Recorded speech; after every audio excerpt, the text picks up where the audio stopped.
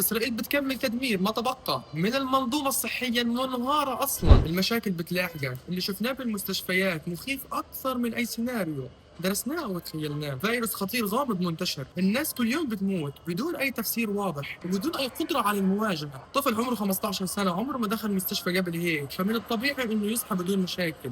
فجأة صار معاه تشنجات، وبالتصوير بين انه في عنده ورم بالدماغ. اطفال منومة بالعناية مرتبطة باجهزة تنفس صناعي. هل هو فلونزا متحور كوفيد؟ اغلب الحالات هي التهابات تنفسية باعراض تشابه كوفيد. بالايام اللي فاتت شفنا كثير حالات وفاة لشباب عمرهم ما شكوا من اي مضاعفات في الجهاز التنفسي. القطاع الصحي منهار بالكامل، لا في محاليل ولا في أسرة، وإنه وجدت فهي مجهولة. ما فيش أي جهة تتحمل المسؤولية، لا محلية ولا دولية كانت. وبنفس الوقت إسرائيل بتكمل تدمير ما تبقى من المنظومة الصحية المنهارة أصلا. مؤسسات الأونروا صارت بدون أي دور حقيقي، والتراخيص للمؤسسات الدولية بتم منعها علنا بدون أي أثر أو مساءلة. فحصوا لبعض الحالات فحص كورونا، ومع الأسف في حالات طلع عندها سلبي، مع إنه غزة كلها طعمت ضد كورونا وأغلب دول العالم تجاوزت أعراضها. حال الناس بالأرض في غزة.